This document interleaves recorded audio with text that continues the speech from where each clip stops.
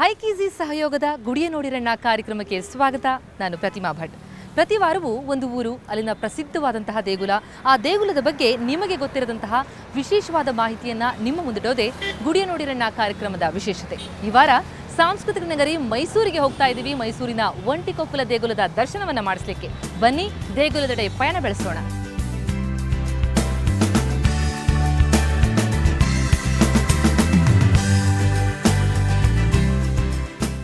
ಸಾಂಸ್ಕೃತಿಕ ನಗರಿ ಮೈಸೂರಿನಲ್ಲಿ ನೋಡಬೇಕಾದ ಅನೇಕ ಸ್ಥಳಗಳಿವೆ. ಸಾಂಸ್ಕೃತಿಕ ವಿಷಯಗಳಷ್ಟೇ ಅಲ್ಲದೆ ಧಾರ್ಮಿಕ ವಿಷಯಗಳಲ್ಲೂ ಮೈಸೂರು ಹೆಮ್ಮೆಯ ನಗರಿ.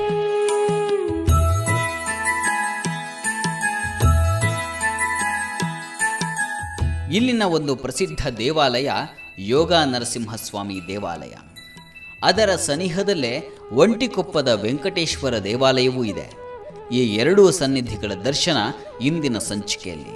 ನಾವೀಗ ಮೈಸೂರಿನ ಒಂಟಿಕೊಪ್ಪಲ ದೇವಸ್ಥಾನಕ್ಕೆ ಬಂದಿದ್ದೇವೆ. ದೇಗುಲದ ದರ್ಶನವನ್ನ ಮಾಡಿಸ್ತೀನಿ. ಆದರೆ ಅದಕ್ಕೂ ಮುನ್ನ ಇಲ್ಲಿಗೆ ಬರುವಂತಹ ಬಗೆ ಹೇಗೆ, ಇಲ್ಲಿಗೆ ಬರೋದಕ್ಕೆ ಸಂಚಾರ ವ್ಯವಸ್ಥೆಗೆ ಏನೆಲ್ಲ ಅನುಕೂಲಗಳಿವೆ, ಜೊತೆಗೆ ಇಲ್ಲಿಗೆ ಬಂದಂತಹ ಪ್ರವಾಸಿಗರಿಗೆ ಉಳಿದುಕೊಳ್ಳಿಕ್ಕೆ ಯಾವ ರೀತಿಯ ಅನುಕೂಲಗಳಿವೆ, ಬನ್ನಿ ಅದೆಲ್ಲದರ ಬಗ್ಗೆ ಮೊದಲಿಗೆ ಒಂದಿಷ್ಟು ಮಾಹಿತಿಯನ್ನು ಪಡೆದುಕೊಳ್ಳೋಣ. ಐರಾವತ ಹೊರಡುವ ಸಮಯ ಮಧ್ಯಾಹ್ನ 3ಕ್ಕೆ, 3:15ಕ್ಕೆ, ಸಂಜೆ 6ಕ್ಕೆ, 6:15ಕ್ಕೆ, ಹೀಗೆ ಅರ್ಧ ಗಂಟೆಗೊಮ್ಮೆ ಬಸ್ಸುಗಳು ಸಿಗುತ್ತವೆ. ಇದರ ದರ 270ರಿಂದ 300 ರೂಪಾಯಿ. ಇನ್ನು ವೇಗದೂತ, ಇದು ಹೊರಡುವ ಸಮಯ 3:35ಕ್ಕೆ, 4ಕ್ಕೆ, ಹೀಗೆ ಇವು ಕೂಡ ಅರ್ಧ ಗಂಟೆಗೊಮ್ಮೆ ಲಭ್ಯ. ಇದರ ದರ 100ರಿಂದ 120 ರೂಪಾಯಿ.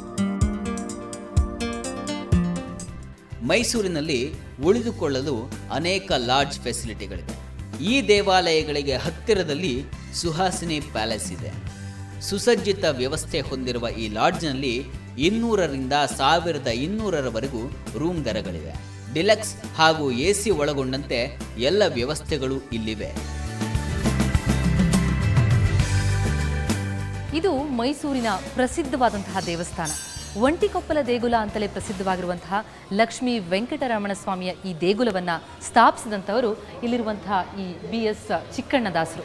ಚಿಕ್ಕಣ್ಣದಾಸರೇ ಈ ಒಂದು ದೇವರ ಮೂರ್ತಿಯನ್ನು ಇಲ್ಲಿ ಸ್ಥಾಪಿಸಿರುವಂಥದ್ದು. ವೆಂಕಟರಮಣನ ಇಲ್ಲಿ ಸ್ಥಾಪಿಸಲಿಕ್ಕೆ ಕಾರಣೀಕರ್ತರು ಚಿಕ್ಕಣ್ಣದಾಸರು. ಈ ದೇಗುಲದಲ್ಲಿ ಬಹಳ ಬೃಹತ್ತಾದಂತಹ ವೆಂಕಟರಮಣನ ವಿಗ್ರಹವಿದೆ. ಬನ್ನಿ ದೇಗುಲದ ಒಳಗೆ ಹೋಗೋಣ, ದರ್ಶನ ಮಾಡೋಣ.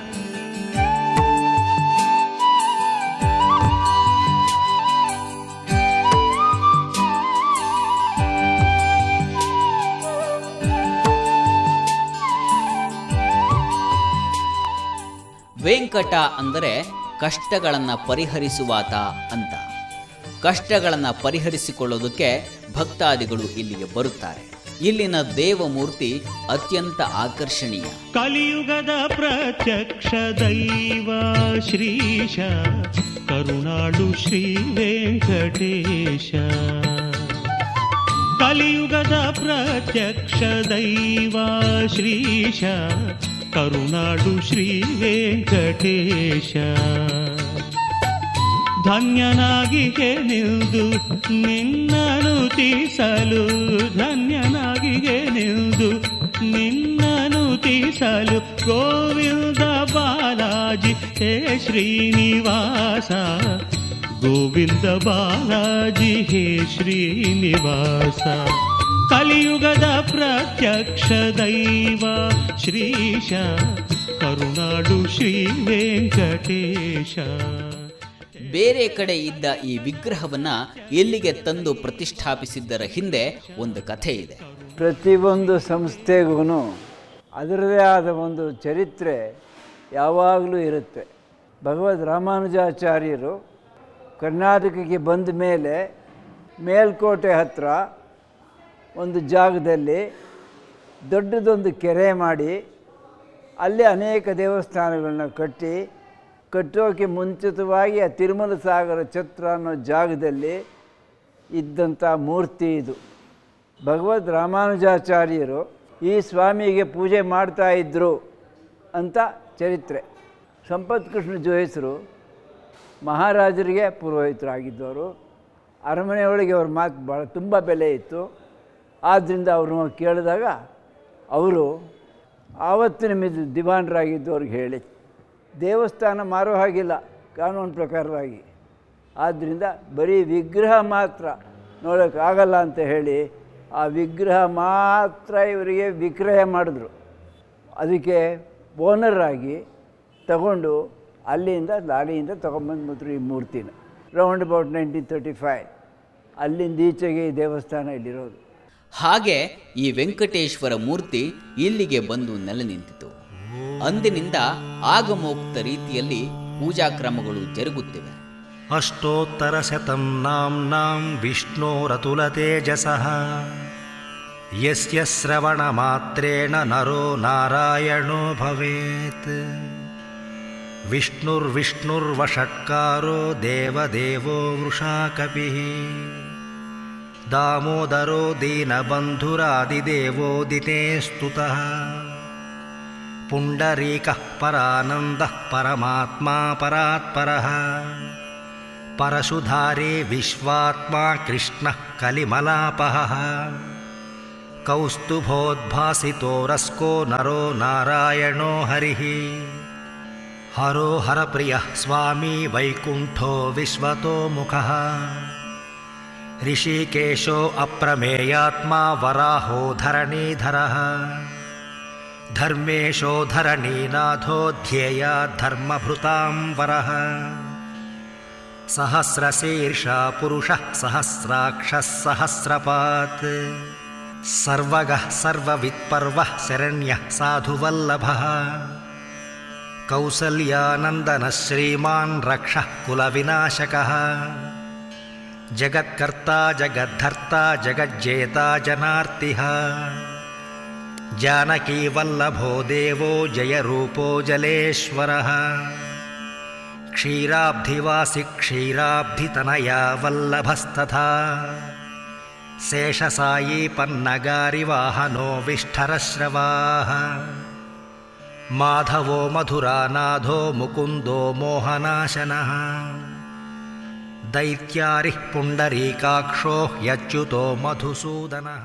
ಅತ್ಯಂತ ವ್ಯವಸ್ಥಿತ ರೀತಿಯಲ್ಲಿ ಇಲ್ಲಿನ ಆಡಳಿತ ಮಂಡಳಿ ದೇವಾಲಯವನ್ನು ನಡೆಸ್ತಾ ಇದೆ. ಇಂಥ ದೇವಾಲಯಕ್ಕೆ ಹೆಚ್ಚಿನ ಸಂಖ್ಯೆಯಲ್ಲಿ ಭಕ್ತರು ಬರುತ್ತಾರೆ. ನಮಗೆ ಒಂಥರ ಮನಸ್ಸಿಗೆ ಆಹ್ಲಾದಕರವಾಗುತ್ತೆ. ನಾವು ಏನಿದ್ರೂ ಇಲ್ಲಿ 5:30ಗೆ ಬಂದುಬಿಡ್ತೀವಿ. ಆ ಪಕ್ಕದ ಹಾಲ್ನಲ್ಲಿ ರಾಮಾಯಣ ಮಹಾಭಾರತ ಪ್ರವಚನವನ್ನು ಮುಕುಂದಾಚಾರ್ಯ ಅಂತ ಮಾಡ್ತಾರೆ. ಅಲ್ಲೂ ಪಕ್ಕದ ಹಾಲ್ನಲ್ಲಿ ಅಲ್ಲಿ ಎಲ್ಲ ಅಲ್ಲಿ ಕೂತ್ಕೊಂಡು ಕೇಳ್ತೇವೆ. ಆಮೇಲೆ ವಿಷ್ಣು ಪಾರಾಯಣ ಮಂಡಳಿಯವರು ಪ್ರತಿ ಗುರುವಾರನೂ ಬರ್ತಾರೆ. ಒಂದು 100 ಜನ ಎಲ್ಲ ಸಾಮೂಹಿಕವಾಗಿ ವಿಷ್ಣು ಪಾರಾಯಣ ಮಾಡ್ತಾರೆ. ಅದು ಚೆನ್ನಾಗಿ. ಮತ್ತು ನಮ್ಮ ಅಂದ್ಕೊಂಡಿದ್ದೆಲ್ಲ ಆಗಿದೆ. ದುಃಖ ಆದರೂ ಬರ್ತೀನಿ, ಖುಷಿ ಆದರೂ ಬರ್ತೀನಿ. ವಾರ ಅಂತೇನಿಲ್ಲ, ನಾನು ಯಾವಾಗ ಬರಬೇಕನ್ಸುತ್ತೆ ಅವಾಗ ಬರ್ತಾ ಇರ್ತೀನಿ ನಾನು.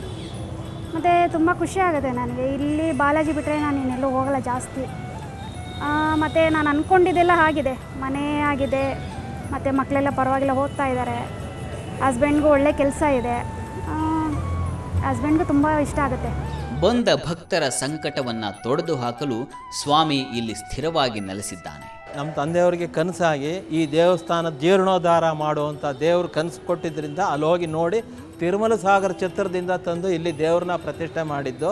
ನಾವು ಅವ್ರ ಮಕ್ಕಳಾಗಿ ದೇವ್ರ ಸೇವೆ ಮಾಡ್ಕೊಂಡಿದ್ದೀವಿ. 37ನೇ ಇಸ್ವಿ ಒಳಗೆ ಅರ್ಧರಾತ್ರಿ ಒಳಗೆ ಪ್ರತಿಷ್ಠೆ ಮಾಡಿದ್ರಿಂದ ಭಗವಂತ ಭಕ್ತಾದಿಗಳಿಗೆ ಆಕರ್ಷಣೀಯವಾಗಿ ಸೇವೆ ಕೊಡ್ತಾ ಇದ್ದಾನೆ.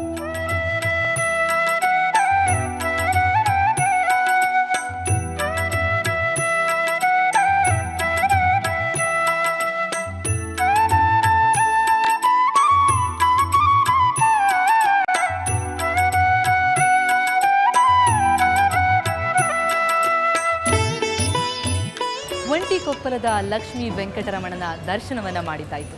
ಈ ಅರಮನೆಯ ನಗರಿ ಒಂದು ರೀತಿಯಲ್ಲಿ ದೇಗುಲಗಳ ನಗರಿ ಕೂಡ ಹೌದು. ಇಲ್ಲಿಯೇ ಯೋಗ ನರಸಿಂಹ ಕೂಡ ನೆಲೆ ನಿಂತಿದ್ದಾನಂತೆ. ಬನ್ನಿ ಆತನ ದೇಗುಲಕ್ಕೆ ಹೋಗಿ ಬರೋಣ. ಲೋಕ ಸಮಸ್ತ ಸುಖಿನೋ ಭವಂತು. ಈ ಯೋಗ ನರಸಿಂಹನ ಮಹಿಮೆ ಅತೀವ ಮುಖ್ಯವಾಗಿರ್ತಕ್ಕಂಥದ್ದು. ಸ್ವಾಮಿ ಕೇವಲ ಒಂದೇ ಒಂದು ಬಿಂಬವಾದರೂ ಕೂಡ 27 ಶಕ್ತಿಯ ನೆಲೆಯ ತಾಣವಾಗಿರ್ತಕ್ಕಂಥದ್ದು. ಶ್ರೀ ನರಸಿಂಹಂ ಮಹಾವೀರಂ ನಮಾಮಿ ಋಣಮುಕ್ತಯೇ. ಆಂತ್ರಮಾಲಾಧರಂ ಶಂಖಂ